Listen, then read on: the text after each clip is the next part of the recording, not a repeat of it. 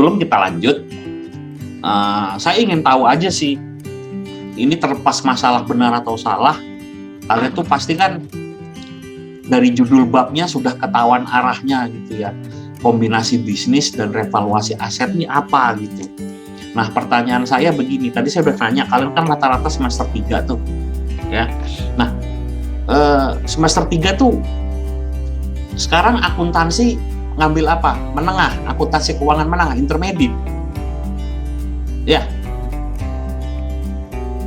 Halo? Iya, Pak. Iya, Betul, Pak. intermediate ya. Nah, di intermediate accounting udah ngambil kombinasi bisnis sama revaluasi aset tetap belum? Bab tentang itu sudah dipelajari belum? Yang reevaluasi itu udah, Pak. Oke, revaluasi aset sudah ya. Oke. Di intermediate accounting ya udah nanti kalian takutnya lupa saya tanya bab berapa. Tapi sudah ya. Di intermediate kalian sudah belajar tentang revaluasi aset ya. Udah, Pak. Intinya revaluasi aset itu ngapain? Siapa yang bisa jawab? Ayo. Menilai kembali. Oke, ini siapa nih yang jawab barusan? Nama, nomor? Sulis, Pak. 051. Sulistiani Fatmawati. Oke, betul ya. Yang dinilai kembali apanya, Mbak Sulis? Nilai aset tetapnya. Oke, good. Aset tetap kenapa sih harus dinilai kembali? Kok capek-capek menilai aset lagi gitu ngapain? Jawab, Pak. Boleh dong. Ayo silakan Alfian Nur. Nomor berapa Alfian Nur? Karena selama 058, Pak. 058. Ya, karena selama apa tadi? Gimana, Mbak Alfian? Selama satu periode dipakai tersebut, nilai aset tetap sudah tidak mencerminkan nilai aslinya seperti itu. Oke, good, bagus ya. Jadi namanya aset itu bisa nilainya berubah, gitu ya. Makanya harus direvaluasi, dievaluasi lagi. Sebenarnya nilainya berapa sih? Emang depresiasi nggak bisa memperkirakan itu dengan tepat ya? Kenapa? Jadi harus direvaluasi. Iya, begitu. Siapa yang mau komentar? Kan sudah ada mekanisme depresiasi kalau aset tetap. Siapa yang mau jawab? Ayo, siapa? Kan sudah ada depresiasi. Kenapa harus ada revaluasi lagi? Kenapa tiap tahun capek-capek menilai atau 5 tahun sekali atau dalam 1 tahun sekali gitu? Kenapa harus dinilai lagi gitu? Emang ada apa gitu? Kan sudah ada depresiasi gitu. Bukannya sudah ada depresiasi ya? Ayo, siapa yang mau komen? Silakan. Siapa aja, boleh. Ayo.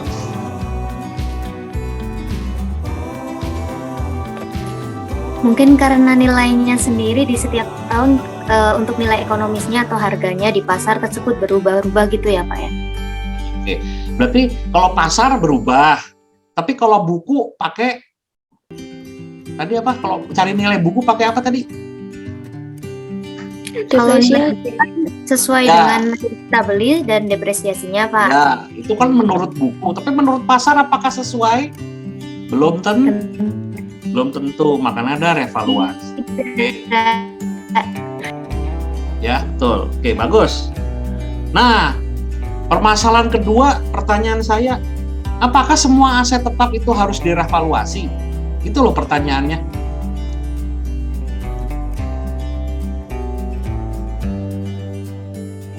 Itu loh pertanyaannya, apakah semua aset tetap harus direvaluasi? Itu loh. Terutama apa yang harus direvaluasi itu biasanya? Apa yang menurut pasar aset tetap selalu berubah? Properti, Pak. Properti Alia Sareta nomor? Alia Tarisa, Pak. Saya belum kirim. Oh iya, Nomor 053, Pak. Paling bawah. Oh, no. Saret Alia. Tarisa, Pak. Saya lupa kirim. Paling 053 namanya Alia tuh di sini. Alia Tarisa. Iya, Pak. Saya lupa kirim. Ini device-nya habis dipakai adik saya. Oh iya. Alia juga tapi kok namanya? Iya bener ya. Alia Tarisa toh? Halo? Iya Pak, Alia Tarisa. Oke. Ya. Tadi jawabannya apa Alia tadi? Kalau saya jawabannya properti Pak, kayak bangunan gitu. Yakin bangunan? Soalnya kalau tiap tahun kan harganya naik terus Pak, nambah. Oke, bangunan berdiri di atas apa? Tanah, Eh, Pak.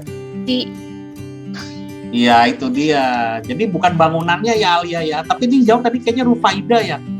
Iya. Betul. Rufaida nomor 048. Iya. Ya, Alia sama Rufaida betul. Ya.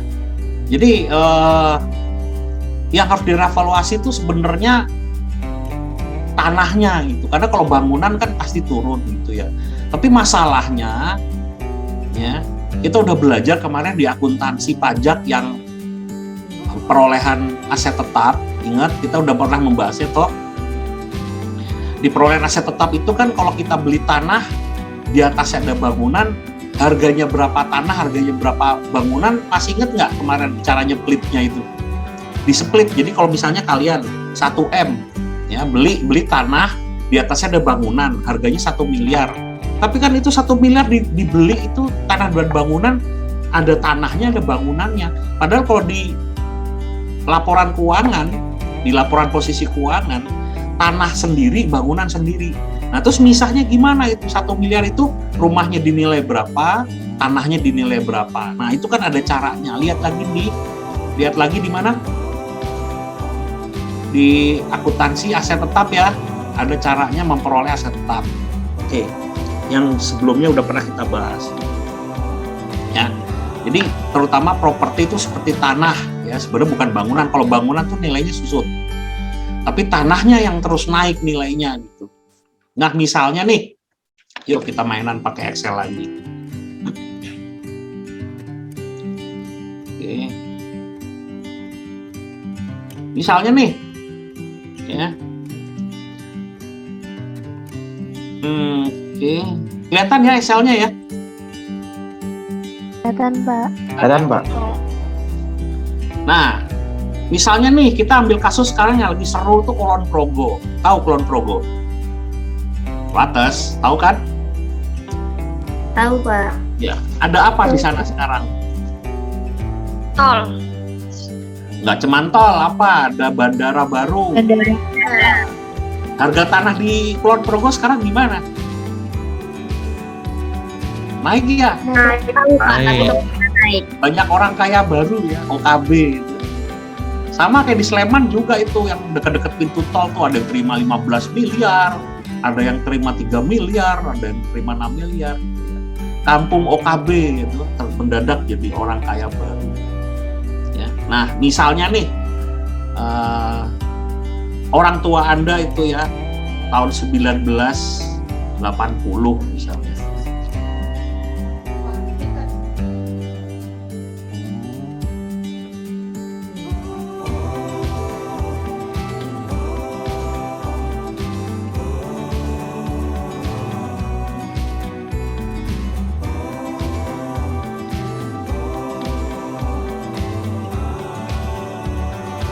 Ya, tahun 1980 itu beli tanah di Kulon Progo sana. Harganya per meter 10.000. 10.000 waktu itu harganya per meter. Ya. Sebesar 10.000 meter. Jangan 10.000 meter deh. 5 hektar tuh 50.000 meter. 50.000 meter. Luas ya, meter persegi. Harga ya, per meter persegi. Nah, tahun perolehan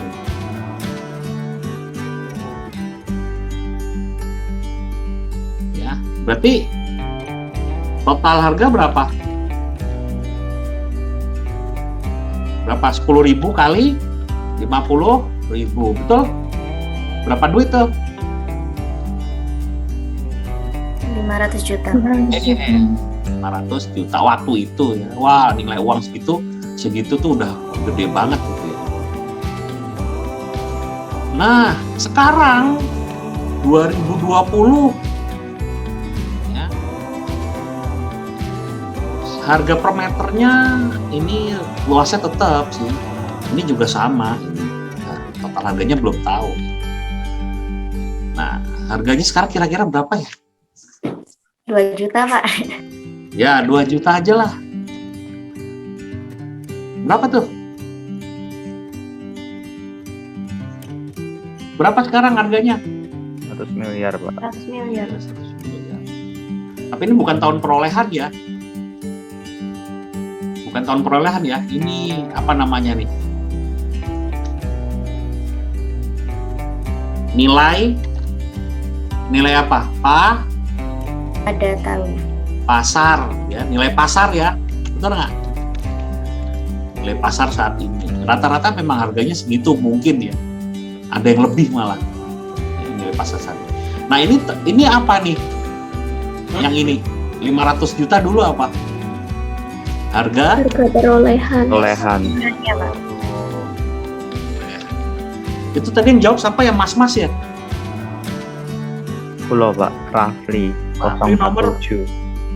047 047 kok Ririn? Bawahnya, Pak. 047 yang satunya. 047 satunya. Hampir bawah sendiri, Pak. Oh iya. Rafli. Tadi sama mbak-mbak siapa ya? Habis Rafli ada yang jawab-jawab. Saya, Pak. Tulis sama Alfian. Iya.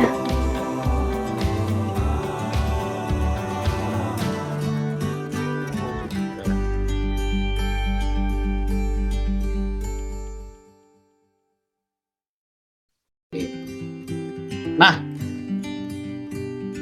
kita lihatlah fenomena ini gitu ya. Nah, misalnya nih ada perusahaan ya, dia bisnis hotel di Kulon Progo ya.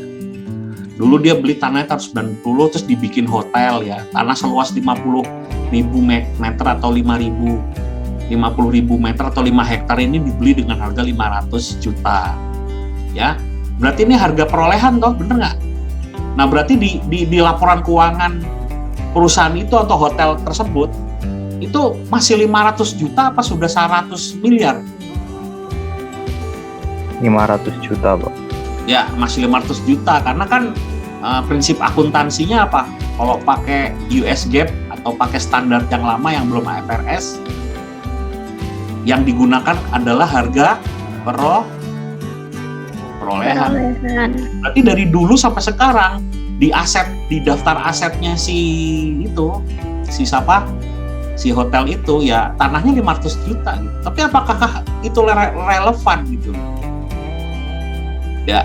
Nah, suatu hari karena sekarang Kulon Progo ada bandara internasional dan dibikin di pinggir pantai gitu ya. Di situ mau dibuat apa namanya kayak resort gitu. Tahu nggak Anda resort itu apa? Resort itu semacam hotel, tapi kok disebutnya resort? Kenapa disebut resort? Karena memadukan nggak cuman jualan kamar ya, hotel kan jualan kamar, tapi juga ada pantainya, juga ada kolam renangnya, juga ada hiburan-hiburan yang lain, itu namanya resort. Kalau hotel tuh ya cuman untuk nginep aja, tapi disebut resort karena ada paduan dengan bisnis-bisnis lainnya seperti ada pantai gitu. Nah kira-kira terus ada investor datang dari luar negeri gitu. Ada tahu Paris Hilton nggak? Tahu nggak orang namanya Paris Hilton? Tahu, Pak. Nah, Tahu namanya, Pak. Paris Hilton. Nah ini nih si Paris Hilton ini adalah pewaris bisnis hotel dari bapaknya, namanya Hilton bapaknya. Ya. Paris Hilton is American, ya, siapa ini ya? Nih, she is a great granddaughter of Conrad Hilton, the founder of Hilton Hotels. Nah, Hilton Hotels tuh di seluruh dunia ada, didirikan oleh kakeknya, ternyata sudah generasi ketiga gitu ya. Nah, si Paris Hilton ini melihat Kulon Progo masa depannya cerah gitu. Di situ nanti akan banyak resort gitu ya. Dia datanglah ke Kulon Progo gitu. Terus dia naksir lokasi yang dimiliki hotel ini gitu. Terus dia deketin, dia orangnya nggak main gusur ya. Nggak kayak Sentul City ya, tukang main gusur gitu ya. Dia ngajak pemilik hotel lama ini join, yuk kita join yuk gitu. Nanti jadi Hotel Hilton deh. Gitu. Terus yang kalian lakukan apa? Kalian menjualnya gitu. Nggak usah deh, saya nggak mau gabung-gabung dengan kamu, saya jual aja nih. Gitu. Nah begitu dijual, ya mau dijual, kalian deal pakai harga apa? Pakai nilai buku gitu. Laporan keuangannya kamu kasihin gitu. Terus di situ tanahnya 500 juta gitu. Pakai nilai pasar, Pak. Nilai pasar, Pak. Nah, laporan keuangan masih 500 juta kok. Direvaluasi. Nah, itu direvaluasi dulu gitu. Ya, jadi biar kalian ngedilnya lebih enak, bener nggak? Misalnya dibutuhkan dana sekitar berapa miliar ya? Misalnya 1T gitu, untuk bikin hotel 1 triliun gitu ya. Nah, paling nggak kalau butuh dana untuk hotel baru dengan pengembangan semua wilayah hotel itu butuh 1T dengan hotel berbintang 5 gitu ya. Terus kalian maju dengan laporan keuangan yang nilainya sudah direvaluasi, kalian dapat saham lebih banyak nggak? Bisa dapat saham lebih banyak nggak kalau nilai keuangannya, misalnya nilai pasar tanahmu aja sekarang 100 miliar, bener nggak? Betul nggak? Belum yang lain-lain gitu ya. Kira-kira kalau kalian terus diajak join dengan nilai nanti perusahaan baru sekitar 1 triliun, kalian paling nggak dapat berapa persen? 100 miliar itu berapa persennya 1 triliun? 10. Ya, sekitar 10 persenan nih. M Fakih, nomor berapa M Fakih? 064. Hah? 064. Oh, Fak. 064, Pak. Adil. 64, Pak. Oh, 064. Ya. Oh, Muhammad Fakih. Oke. Good. Ya, jadi 100 miliar itu dia paling enggak ya. Kalian bisa nego. Tapi kalau pakai 500 juta dapat berapa? Kan kacau banget kan, makanya revaluasi. Nah, berarti revaluasi ini adalah alasan untuk Anda melakukan apa tadi? Anda gabung join sama Paris Hilton gitu. Itu namanya apa tadi? Join. Ya ini kita membahas apa nih hari ini? Kombinasi bisnis. Nah itu loh. Rifani nomor berapa? 073. Ya. Rifani ini bakat bisnis nih. Ya, jadi aku mau join sama Paris Hilton, tapi aku revaluasi dulu karena aku tahu asetku tahun 80 kalau dinilai saat ini itu menjadi mahal harganya. Dan aku bisa punya bisa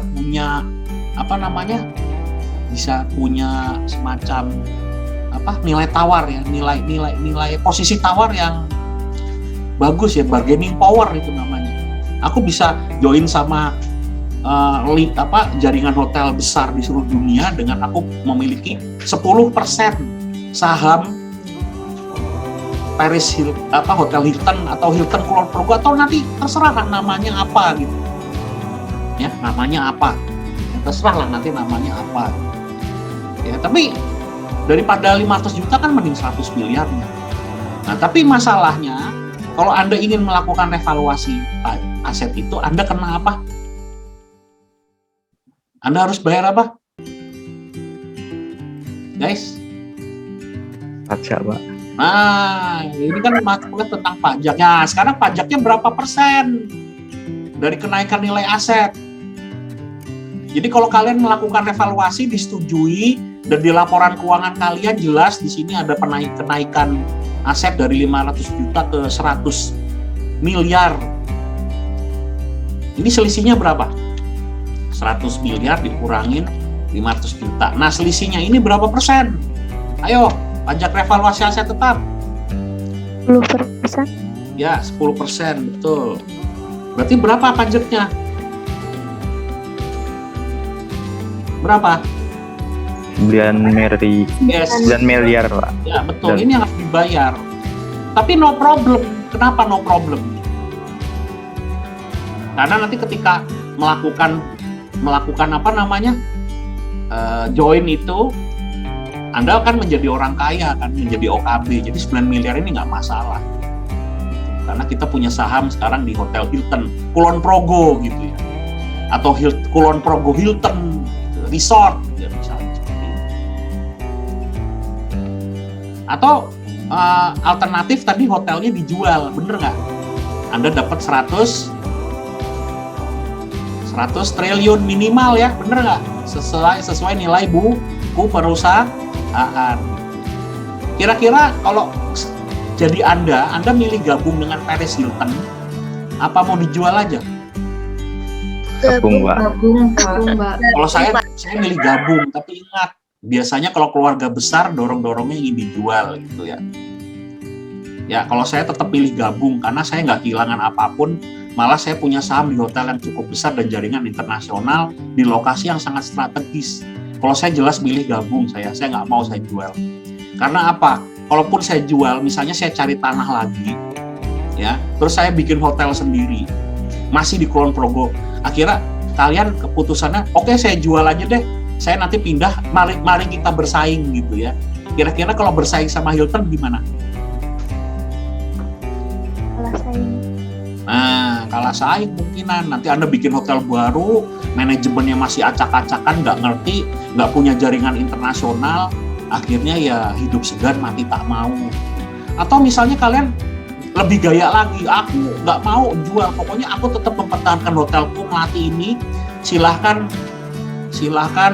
kalian bikin hotel di tempat lain. Wah, ya udah, akhirnya dibanjirilah hotel di sekitar situ, hotel kalian bisa jadi nggak laku gitu ya seperti itu ya. Atau macam-macam strateginya. Oke, saya jual 100 miliar ini, nanti saya bikinkan hotel yang di bawah Hilton tingkatannya, tapi letaknya di sekitar Hilton. Jadi kalau nginep di Hilton terlalu mahal, ya bisa ke tempat saya. Nah, ya bisa seperti itu.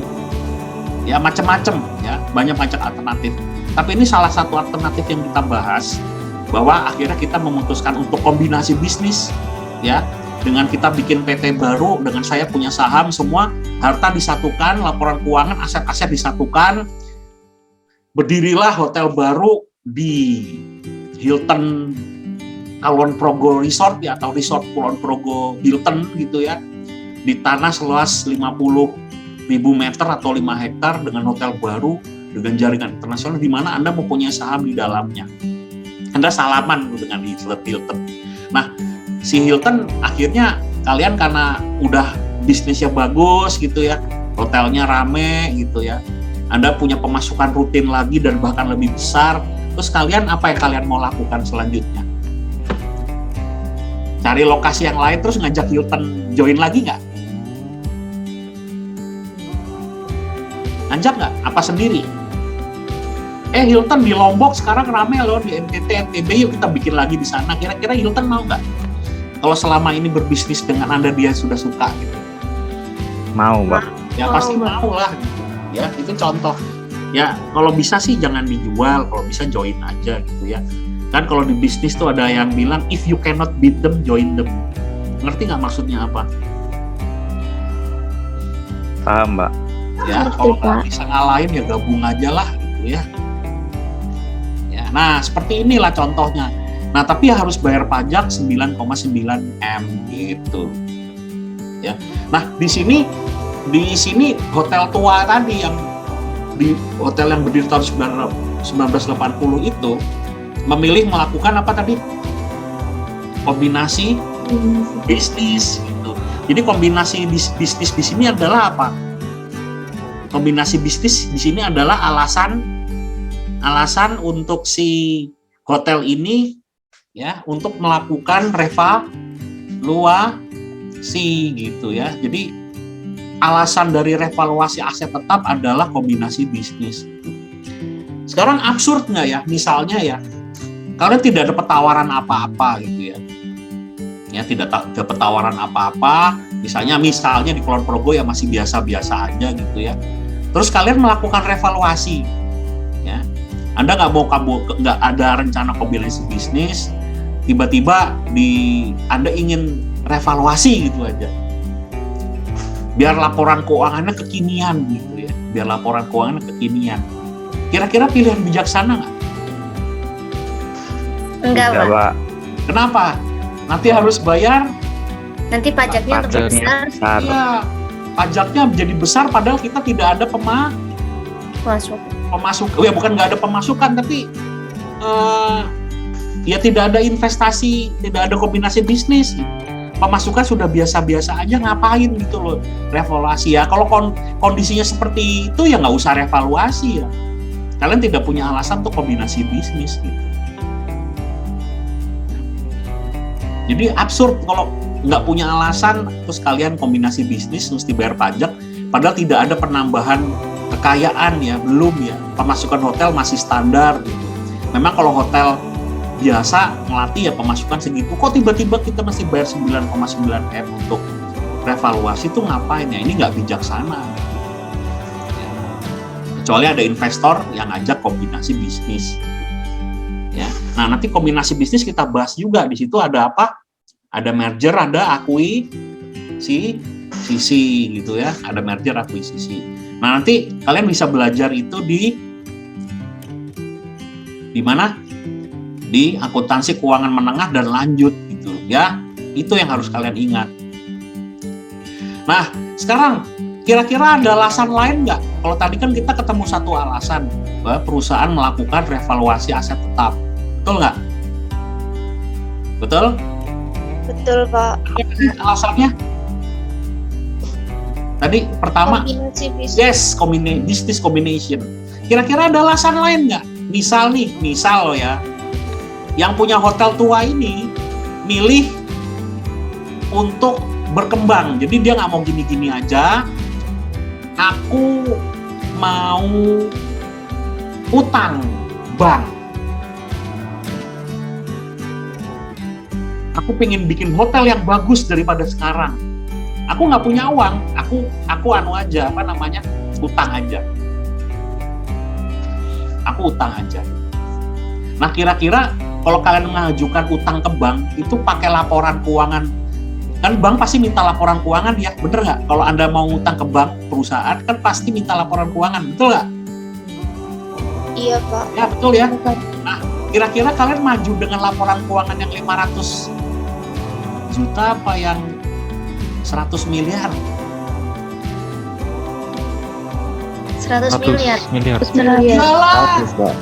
Ya bener lah. Kira-kira kalau Anda jadi bank, dibalik nih Anda sebagai bank, ada hotel mau pinjem, perusahaan mau pinjem duit dengan aset 500 juta sama aset 100 miliar gitu, kira-kira Anda tenang yang mana? Atau Anda memberi pinjaman yang gede yang mana? Yang 100 miliar. 100 miliar. Jaminannya Itu lebih besar. namanya apa? Kalau di manajemen keuangan atau bahasa bisnis itu namanya apa? Lebih punya leverage yang mana? Antara hotel yang 500 juta atau yang punya nilai 100 miliar. Itu namanya leverage. Itu namanya. Nah, dengan leverage itu ya daya ungkit, pengungkitnya lebih gede gitu ya. Kalau Anda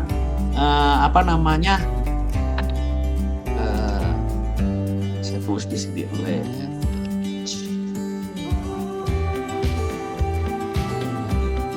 kita kasih gambar nih. Malah keluarnya kok drakor sih, film-film. Ya itulah film bisnis Korea tuh kan ada ya. Nah ini kita lihat gambar yang ini aja.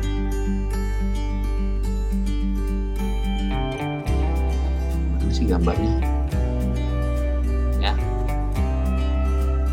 Kalau kalian menemukan suatu batu yang besar, kita mau pindahkan, didorong susah, ya. Kalian butuh apa?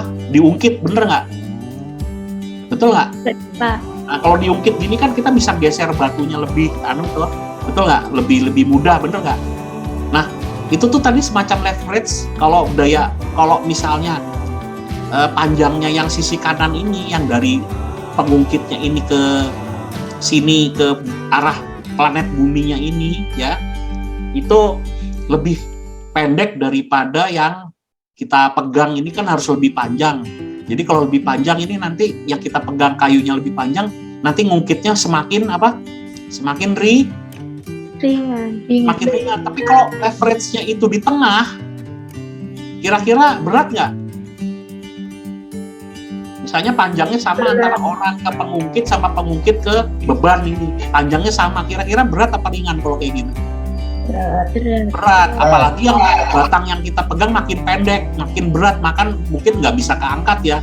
Tapi kalau kita dorong pengungkitnya mendekati beban dan pegangan kita ini makin panjang ini, itu makin ringan. Nah, itu yang namanya leverage gitu. Nah, dalam hal ini leverage-nya besar mana? Laporan keuangan 500 juta apa laporan keuangan 100 miliar? Ya pasti gede yang 100 miliar. Jadi misalnya nih, Anda mengajukan pinjaman 10 miliar untuk membangun hotel gitu. Ya. Atau jangan 10 miliar, masih kecil kalau untuk bikin hotel di luas tanah 5 hektar ya. Anda mengajukan pinjaman 50 miliar. Ya, 50 miliar untuk membangun hotel baru. Ya. Nah, padahal Anda punya laporan keuangan 100 miliar, ini kan nilainya udah setengah dari aset. Kira-kira bank ngasih pinjem nggak? Ngasih pinjem nggak? Kemungkinan ngasih pinjem gede mana? Anda pinjem 50 M dengan hotel senilai 500 juta apa pinjem 50 M dengan modal 100 miliar? Yang 100 miliar, Pak. Iyalah, nggak masalah. Toh, nanti dari 100 miliar itu, kalaupun mesti bayar pajak berapa nih, 9 miliar, masih ada duit kan? Bener kan? Nah, seperti itu. Gitu. Ya. Berarti alasan kedua Anda melakukan evaluasi tetap, Anda ingin tadi apa? Mau ngapain? Selain kombinasi bisnis, ini alasan kedua mau ngapain nih? Mau minjem atau mau ngutang. Ya, alasan kedua itu. Ada nggak alasan satu lagi kenapa perusahaan melakukan revaluasi? Ada loh satu lagi.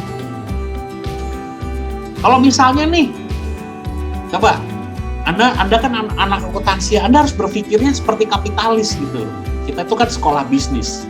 Ya, kenapa saya bilang sekolah bisnis? Meskipun FEUNY nggak mau nyebut dia itu fakultas ekonomika dan bisnis, tapi kita belajar akuntansi dan manajemen. Akuntansi manajemen itu ilmu bisnis ya, bukan ilmu ekonomi. Ilmu ekonomi itu beda lagi. Dan ilmu ekonomi sama ilmu bisnis itu jauh lebih tua ilmu bisnis. Karena ilmu dagang, ilmu bisnis itu sudah ada sebelum ekonomi, jauh sebelum ada ilmu ekonomi ada. Ilmu ekonomi ada itu baru tumbuh ya sekitar tahun 1000 ke atas ya, 1500. Tapi kalau perdagangan, orang bisnis itu sudah ada sebelum tahun 1000 gitu ya. Jadi ilmu bisnis sama ilmu ekonomi itu tua ilmu bisnis. Satu itu ya. Jadi manajemen dan accounting itu ilmu bisnis, bukan ilmu ekonomi. Satu itu, makanya saya heran kenapa FE nggak menjadi FEB. Padahal di dalamnya ada ekonomi dan di dalamnya ada ilmu bisnis juga, yaitu akuntansi dan manajemen gitu. Ya, terus saya juga kurang pas ya, bukan kurang suka ya. Kalian tuh dipanggil ekonom, sobat ekonom. Halo sobat ekonom. Acara-acara FE kan memanggil kalian sobat ekonom. Ya, bener nggak? Jujur aja, betul nggak? Nah, sekarang kalian merasa ekonom nggak masuk di jurusan akuntansi? Merasa nggak kalian ekonom? Ilmu kan? Merasa jujur aja nggak apa-apa sama saya. Saya aliran FEB kok, saya aliran jurusan akuntansi, saya bukan pendidikan akuntansi. Saya tuh akuntansi. Kalian gimana? Ayo speak up, nggak masalah. Merasa, Pak.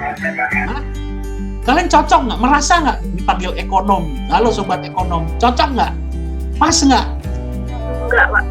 Ya enggak lah. Betul itu jawabannya, enggak. Kita bukan ekonom. Ya, kita accounting, profesional. Atau kalau milih jadi pengusaha, ya profesional pengusaha. Jadi kita itu bukan ekonom. Ekonom tuh ekonomi, yang orang yang tahu ekonomika, ya. Ekonomika tuh ilmu ekonomi, ya. Dan itu kita juga salah menyebut ekonomi karena economics, ya, statistics. Kalau di luar negeri statistika, ya, statistika, ya. Mathematics apa? Mathematics apa kalian nyebutnya? Matematik apa matematika? Matematika. Matematika toh. Kenapa economics jadi ekonomi saja? Harusnya apa? Ekonomika. Iya. Jadi fakultas ekonomika dan bisnis itu ada filosofinya, bukan sembarangan, bukan selera, tapi itu benar-benar kaidah berbahasa yang benar. Dan karena kita itu fakultas ilmu bisnis, jadi harusnya fakultas ekonomika dan bisnis UNY. Harusnya itu gitu. Ya. Jadi jangan mau dipanggil ekonom. Ya. Tolong aktivis-aktivis kemahasiswaan itu rubah itu. Jangan mau dipanggil ekonom terus, ganti kayak. Ya, karena kita bukan ekonom. Ekonom tuh ya PE itu, pendidikan ekonomi itu ekonom. Tapi kan kita kan akuntansi manajemen, non kependidikan lagi. Ya, sebaiknya bukan pakai itu. Oke guys, paham maksud saya? Oke. Paham, Pak. Dah, lanjut kembali ke sini gitu. Tadi ada Paris Hilton, kita mau gabung kombinasi bisnis. Satu lagi karena kita mau ngutang, mau membangun hotelnya, kita cari dengan cara utang. Kita harus revaluasi biar utangannya gampang didapat, punya leverage. Ya, nah satu lagi apa kira-kira alternatif kalau Anda mau mengembangkan usaha? Cari investor, Pak. Yes, cari investor. Investor biasanya ngumpul di mana? Kalau di saat ini investor biasanya ngumpul di mana?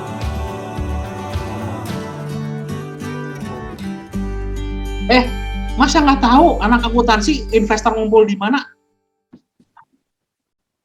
Pasar? Iya, pasar. Saham. Pasar mall. Pasar Modal. Modal, Pak. Berarti Anda GoPublic. GoPublic itu harus, malah kalau mau GoPublic nggak usah sukarela ya. Kalau ini kan tadi kita sukarela nih. Ayo kita revaluasi, nggak apa-apa bayar pajak karena mau kombinasi bisnis, karena kita mau cari utangan. Tapi kalau Anda mau GoPublic, itu sudah syarat, bahwa syarat GoPublic yang menentukan OJK ya, Otoritas Jasa Keuangan. Anda sebelum GoPublic harus melakukan apa? Revaluasi aset Tetap. tetap. Kenapa? Biar nilainya sesuai dengan kondisi yang sebenarnya. Nah, kalau dari dua kondisi ini kira-kira yang nilainya paling mencerminkan kondisi sebenarnya yang harga perolehan tahun 80 apa yang tahun 2020? Yang Ya jelas ya 20. 2020 gitu.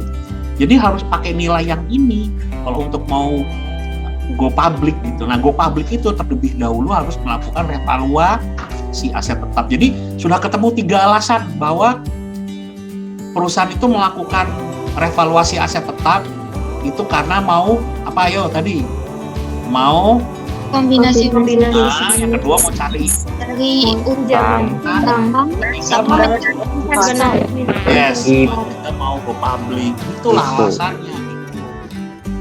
Nah, ada satu lagi sebenarnya tempat ngumpul investor itu nggak cuman pasar modal. Sekarang ada saingan yang namanya apa? Ayo, itu loh yang suka membiayai startup. Jadi misalnya nih kalian nih ya masih muda-muda gitu ya, tiba-tiba kalian itu startup suatu bisnis gitu ya.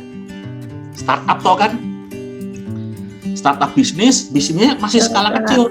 Tapi ada yang lirik, wah ini bisa jadi gede nih kalau dimodalin. Ini kreatif nih, anak-anak muda kreatif gitu.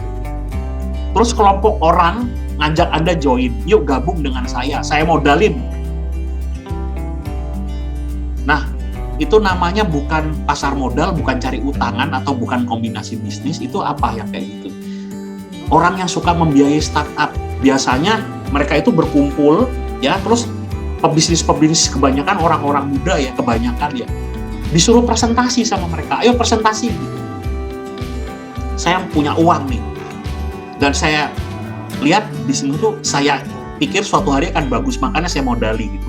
Kamu saya panggil, mereka kerjanya berburu startup gitu, terus modali startup. Ini namanya apa? Capital Venture. Yes, siapa yang jawab? Alia. Iya ya. Paling bawah, Yang Pak. nomor berapa? Yang belakang tadi 053. itu. Paling Yang- bawah ya, Pak. Ya, oke. Jadi lagi ngetrend sekarang namanya venture capital itu lagi musim. Itu sudah banyak yang venture capital itu, orang asing nggak jelas ngumpul ya, kayak yang Tokopedia, Bukalapak, Gojek ya, dan bisnis-bisnis kayak Ruang Guru yang punyanya Belva itu semuanya tidak lewat utangan, tidak lewat pasar modal, tidak lewat kombinasi bisnis, tapi modelnya adalah apa? Modal ventura, venture capital. Jadi kalau kalian itu memang punya konsep bisnis yang bagus dan bisnisnya sudah berjalan dalam skala kecil dan itu ketahuan sama orang venture capital, pasti kalian akan disuruh presentasi dan kalian mau minta modal berapa aja itu dikasih sampai bahkan ratusan miliar. Ya, itu orang Indonesia sudah banyak dan kebanyakan masih young, ya masih muda-muda itu. Nah, kayak gitu kan, ya kita mesti melakukan, kalau misalnya pun kalian perusahaan kecil, terus dengan nilai aset yang kecil kan ya, kalau bisa direvaluasi dulu, bener nggak? Supaya punya posisi tawar lebih baik gitu loh, punya bargaining power lebih baik. Ya, nah jadi tetap aja kalian misalnya mengagumi anak-anak muda yang bisnis. Ternyata mereka itu modalnya tinggal kecil sekali ya, tinggal punya 2,5%, ada yang tinggal 5% ya, bahkan 2,5%. Yang 95% dikuasai oleh siapa? Modal ventura itu gitu ya. Tetap aja sih disebut unicorn, dekakorn, kita kan kayaknya bangga ya, wah udah bisa bla bla bla. Ternyata itu adalah investasi asing yang kalaupun untung 90% keuntungannya terbang ke luar negeri gitu. Jadi kalau kalian misalnya lihat, oh siapa Belva atau Nadiem sekarang total kekayaannya 20 triliun gitu, itu jangan langsung ditelan mentah-mentah 20 triliun itu uang mereka semua. Jangan ditelan mentah-mentah ya. Kadang dia tinggal 2%, bahkan ada yang 1%. Karena apa? Dikuasai sama venture capital gitu, sampai 95% lebih. Tapi memang atas nama dia gitu. Tapi kan dia punya perjanjian dengan venture capital gitu. Nah, kita tuh jangan sampai silau sama yang kayak gitu-gitu. Kalau ngerti proses bisnisnya, hati-hati. Ya. Seperti itu. Oke guys, jadi itu adalah apa tadi? Konsep revaluasi aset tetap. Ya. Alasan perusahaan melakukan apa? Revaluasi. Tadi apa? Go public, cari utang, karena kita meningkatkan apa? Leverage. Yang satu lagi apa? Dan apa tadi? Kombinasi. Ya, kombinasi bisnis. Ya, Dah. Tadi tarifnya berapa? Revaluasi tarif? 10%. 10% dari apa? Dari penambahan nilai pasar. Nah, penambahan nilai asetnya itu ya, menyesuaikan dengan nilai pasar. Nah, pertanyaannya ini justru penting ya, dan belum saya ungkit. Nah, yang menentukan 100 juta ini siapa? Apa kalian sendiri? Dulu memang saya belinya 500 juta, tapi sekarang jadi 100 juta. Ini yang menentukan siapa? Kalian bisa nentukan sendiri nggak? DJP. Nilai tanahku jadi 100 miliar loh, itu kalian sendiri yang menentukan.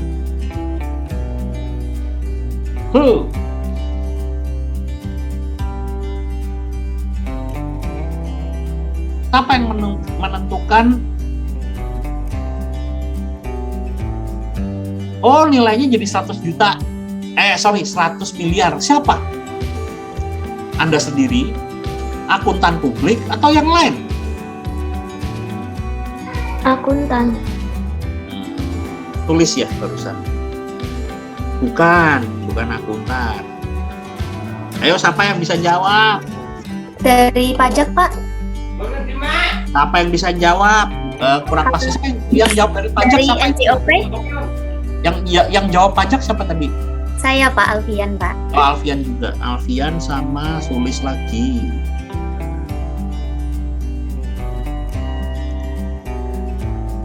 Pajak menyetujui karena memang prosesnya kan permohonan ya. Nanti disetujui. Tapi siapa yang menentukan? Ada satu profesi yang bisa menentukan nilai aset. Namanya profesi apa? Penilai apa, Pak? Yes. M Fakih nomor berapa? 064. 06. 064 bukan? Iya, 64. Oh iya, berarti 064. Kalau 06 itu Fadil. 064. Penilai itu bahasa kerennya apa, Mas Fakih tahu nggak? Nggak tahu, Pak. Appraisal. Pernah dengar? Jasa penilai aset, appraisal. Tahu nggak kalau kalian pengen jadi appraisal perginya kemana? Ke fakultas ekonomi apa fakultas yang lain? Hukum. Siapa itu yang jawab? Alia? Alia. Ya betul ya. Bisa nggak kalian jadi appraisal? Ambil kuliah lagi. Ya betul. Enggak. Ambil sekolah profesi penjasa jasa penilai. Penilai. Bisa, kalian tuh bisa ngambil di situ. Ya itu profesi soalnya. Seperti juga akuntan, profesi akuntan itu udah bisa boleh dari nggak mesti sarjana ekonomi akuntansi gitu. Profesi apapun bisa ya. Anak hukum bisa ngambil akuntan, anak ekonomi akuntansi bisa ngambil jasa appraisal. Ini banyak yang belum tahu loh. Kalau kalian bisa sekolah di situ, ya Allah, itu duitnya banyak banget. Ya, jarang dan masih langka sekali jasa penilai itu. Padahal sekarang banyak aset yang harus dinilai, bener nggak? Nah, jadi kalian datang ke appraisal, bayar memang. Dah ditetapkan sama appraisal, terus disetujui di Jen Pajak karena sudah dihitung sama appraisal gitu loh. Jadi Anda nggak bisa ngitung sendiri ini, ya 100 miliar ini. Itu ya. Dah, itu namanya revaluasi aset tetap gitu. Jadi kalau masalah revaluasi aset tetap gampang aja, yaitu berapa penambahan nilai aset kali 10% selesai. Tapi ternyata di balik itu banyak alasan ya, bener nggak? Betul nggak? Jadi konsepnya itu kita lihat kenapa sih mesti revaluasi gitu. Keputusan bisnis apa yang harus kalian ambil? Oh, saya mau cari utangan. Oh, saya mau buku pabrik. Oh, saya kombinasi bisnis. Dengan revaluasi memang itu akan menghasilkan dan ada potensi pemasukan ke depan yang cukup baik gitu. Tapi kalau kalian tidak punya alasan apapun, terus melakukan revaluasi bayar pajak, kira-kira Anda bijak nggak itu? Bijak nggak? Tidak. Tidak. Ya, nggak perlu ya. Karena revaluasi aset tetap tuh wajib apa enggak? Wajib nggak? Tidak. Tidak. Jawabannya tidak wajib. Enggak. Jadi kalau nggak perlu ya nggak usah ya. Itu loh yang harus kalian tahu. Nggak perlu. Nggak setiap kayak begini misalnya nggak ada apa-apa revaluasi malah harus bayar pajak berapa ini? Hotel tua itu harus bayar pajak berapa nih? 9M. Miliar. Mes 10 miliar toh ini 50 juta lagi. Bener nggak? Nah itu loh. hati-hati, nggak perlu lah, kecuali kalian punya alasan yang tepat. Dah, habis itu kita masuk ke kombinasi bisnis. Nah, apa sih kombinasi bisnis tuh?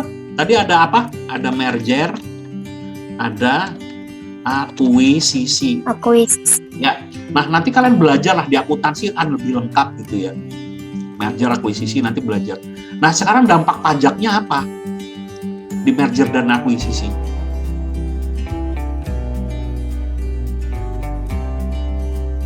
Dampak pajaknya apa? Apa dampak pajaknya? Ayo guys. Dampak pajaknya udah kita bahas, yaitu apa? Berarti kalau kombinasi bisnis harus, kalau mau merger dan akuisisi harus Evaluasi. iya, harus ini. Kesini lagi larinya gitu. Harus apa nih?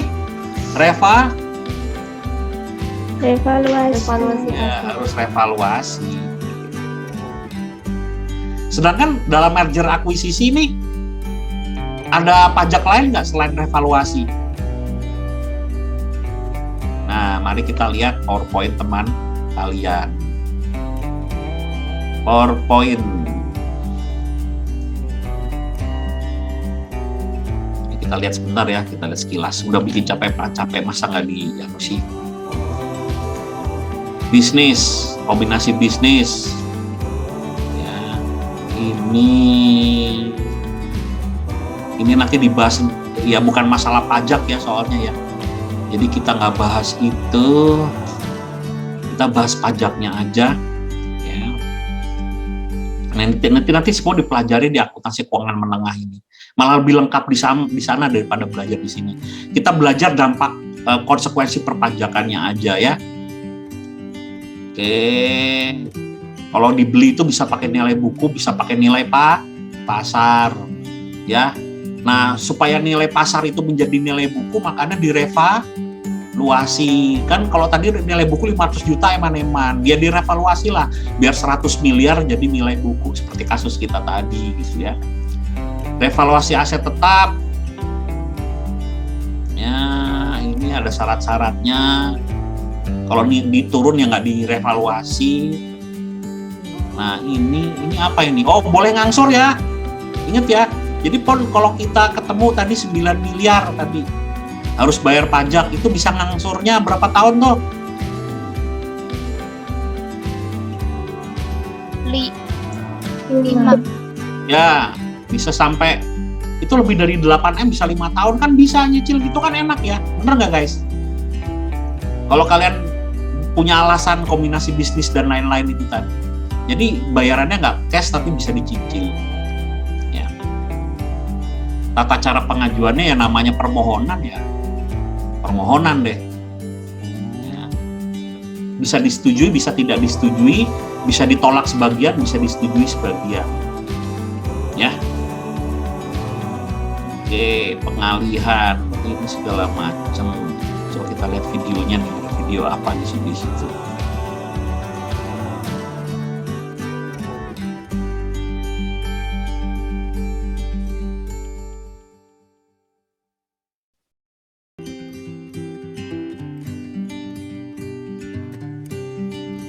Oh, dari Kementerian Keuangan.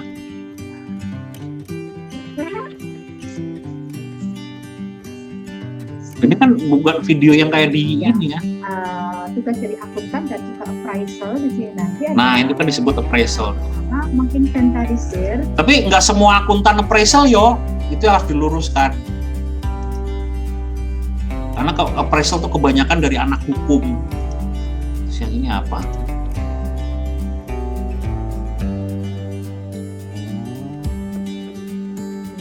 Halo teman-teman semua, pada kesempatan kali ini kita akan membahas tentang evaluasi si aktivitas tetap, yaitu PSAK. Oke guys, di sini ada yang sangat mengganggu, kira-kira apa ya kalau menurut kalian? Ada satu kata sangat mengganggu, itu masih pakai kata-kata istilah apa nih? IVA. Berarti dipastikan bahwa ini adalah Meskipun uploadnya baru 2021, tapi ini adalah istilah jadul. Sekarang apa yang benar? Set.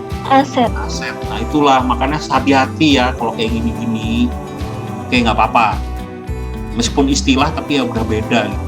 Aktiva, pasiva, wah itu udah bener-bener jadul loh. Ya, jangan dipakai lagi istilah itu ya. Oke guys. Begitu. Siapa?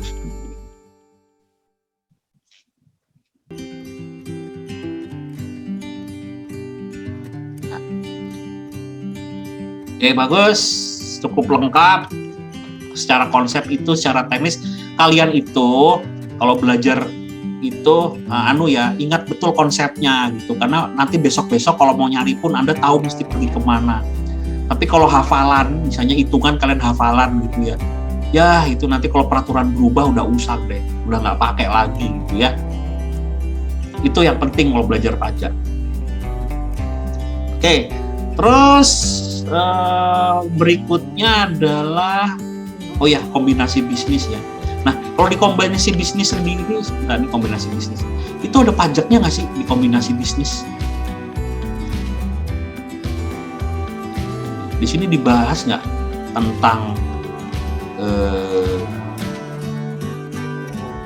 tentang kombinasi bisnis? Di sini pengundangan nilai buku atau nilai pasar. Nah, kalau nilai pasar di sini dijelaskan bahwa jual beli perusahaannya harus pakai nilai pasar. Kalau pakai nilai pasar berarti ya harus apa? Revaluasi lah. Kalau revaluasi berarti ya harus ada pajak revaluasi gitu aja. Ya. Transaksi pakai nilai buku ya terserah. Itu antar bisnismen aja maunya gimana. Ya. Nah, cuman metodenya sini udah nggak dipakai sebenarnya ini. Pooling of interest sama purchase tuh udah nggak dipakai, udah bukan pooling, yang dipakai sekarang purchase doang gitu. Ya, nanti kalian lihat nanti pelajari di akuntansi keuangan menengah sama lanjut ya, intermediate sama advanced accounting. Nanti udah nggak ada lagi tuh pooling of interest, adanya tinggal yang purchase. Ya, jadi harus beli. Nanti kalian belajar di situ namanya goodwill, tahu nggak goodwill? Udah belajar kan tadi kombinasi bisnis katanya? Tahu nggak goodwill apaan? Goodwill itu misalnya beginilah, ya. Kembali ke sini tadi. Oke. Nah, goodwill itu terjadi misal begini, ya. Misal nih, kalian itu nilai buku perusahaan pertamanya 500 juta, ya. Setelah direvaluasi jadi 100 miliar. Itu laporan keuangan yang paling valid tahun 2020. Nah, ketika si Hilton datang kepada Anda, ya, Anda nyerah nggak dengan nilai 100 miliar? Apa kalau ada kesempatan lebih tinggi, Anda nawar lebih tinggi lagi? Gimana guys? Nawar lebih tinggi. Nawar. Ya, good. Ya, Sule sama Alia good. Jadi begini loh. Kalian duduk bareng si Paris Hilton. Bu Paris, Kulon Progo itu masa depannya luar biasa. Posisinya strategis, ada bandara di pinggir pantai, kita bisa bikin resort, bla bla bla, begini. Betul nilai perusahaan saya 100 miliar. Tapi perusahaan hotel saya ini lokasinya strategis loh, dan pemasukannya sekian nih. Jadi saya tuh dalam keadaan tidak rugi dan bisnisnya berkembang. Saya punya konsep begini, bla bla bla. Saya kenal masyarakat setempat gitu. Saya kenal orang-orang pemerintahan. Jadi kalau Bu Paris Hilton itu berbisnis dengan saya, dengan membeli lebih dari 100 miliar itu tetap banyak keuntungan yang Ibu bisa peroleh gitu ya. Gimana caranya Anda ngomong lah gitu ya. Bener nggak guys? Jadi Ibu jangan nawar 100 miliar dong gitu ya. Kasihlah 120 miliar di atas nilai buku. Bu Paris Hiltonnya mau. Nah, berarti kan Anda itu menjual di atas nilai buku, benar nggak? Padahal menurut laporan keuangan sudah diaudit dan sudah di appraisal, harga perusahaanmu tuh ya nilai bukunya 100 miliar. Jadi kalau Anda ngelepas 100 miliar ya udah sah gitu. Tapi ini Anda dihargai 120 miliar. Nah, yang 20 miliar tuh apa namanya? Goodwill. Nah, itu dia, itu namanya goodwill gitu. Jadi goodwill itu ada, itu karena ada kombinasi bisnis. Kalau tidak ada jual beli perusahaan, tidak ada goodwill gitu. Nah, goodwill ini nanti kan di laporan keuangan ada masuknya goodwill di aset. Nah, itu nanti harus diamortisasi. Ya, diamortisasi kan, kalau goodwill kan diamortisasi. Nggak bisa selamanya muncul di laporan keuangan karena itu sebenarnya aset tapi nanti dicicil ke masa manfaatnya gitu. Toh harga 100 miliar jadi lakunya 120 miliar. Itu namanya goodwill gitu. Ya. Nah, nanti biar dosen akuntansi keuangan menengah yang dan lanjut yang ngajarin kalian tentang itu. Oke guys. Nah, jadi sekarang kalian yang penting harus tahu di bab ini adalah apa?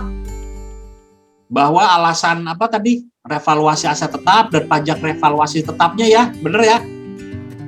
Ya, pajak revaluasi aset tetapnya berapa persen dari kenaikan tadi? 10%. Terus alasan orang melakukan kombinasi bisnis, dan kalau kombinasi bisnis dan akuisisi itu syaratnya harus melakukan apa? Revaluasi, selesai.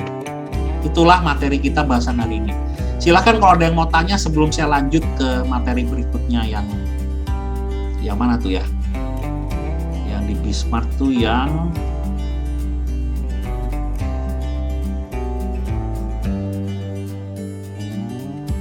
temuan 7 itu berarti tentang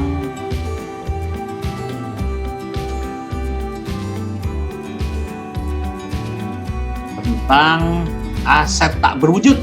Nah, ya silakan tanya tentang kombinasi bisnis dan revaluasi. Saya mau tanya, Pak. Boleh. Jadi kan tadi kan revaluasi itu kan kita bahasnya yang tujuannya buat perusahaan. Nah, kalau tujuannya untuk pemerintah tuh ada nggak, Pak, selain menerima pajak? Tuh, kalau hubungannya pemerintah berarti kayaknya yang ini deh, yang itu tuh, yang go public ya, bener nggak? Iya, Pak, yang itu. Nah, kalau go public yang ngatur kan OJK. OJK memang bilang kalau mau go public harus revaluasi dulu. Karena pemerintah ingin menjamin atau lewat OJK, siapapun yang datang ke bursa itu mendapatkan perusahaan yang nilainya sesuai dengan kondisi terkini ya. Jadi ya memang harus revaluasi gitu. Jadi investor tidak akan merasa seperti dibohongin gitu. Oh, ini lapor keuangannya sudah di-verify sama laporan sama akuntan publik dan sudah di-appraisal juga. Jadi ini perusahaan tuh benar-benar menggambarkan kondisi saat ini gitu. Nah, pemerintah harus menjadi wasit dalam hal ini ya. Jadi menjamin itu gitu. Makanya itu pemerintah mengambil peran itu untuk melindungi investor. Investor kan kita juga bisa kita jadi investor, betul nggak? Betul ya? Nah itu di situ supaya pasar modalnya itu kuat. Ya, kalau pasar modal kuat ya ujung-ujungnya perekonomian lancar, dan nanti kalau ekonomi lancar ada pajak masuk, ekonomi tumbuh, pajak tambah besar, dan itu menguntungkan buat kita semua. Kira-kira begitulah jawabannya. Ya. Baik, terima kasih, Pak.